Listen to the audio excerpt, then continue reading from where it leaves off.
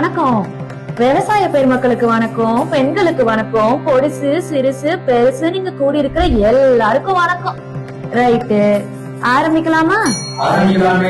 2021 வருஷத்துல வைகையும் காவேரியும் ஓடுற செந்தமிழ்நாட்டுல ஒரு நரியும் நரியோட கொழுந்தும் விடியல் தரோன்னு சொல்லி அரை நிலை ஏறினாங்க.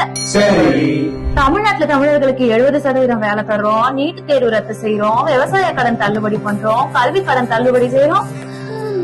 இப்படி எல்லாம் தரோன்னு சொன்னீங்களே, செஞ்சீங்களான்னு மக்கள் கேக்குறாங்க. கேட்பாங்கல்ல, செஞ்சாங்களா? செஞ்சாங்களே. சரிப்பா, ஊழல் செஞ்சாங்க. மணல் கொள்ளை செஞ்சாங்க. மணல் கொள்ளையுமா?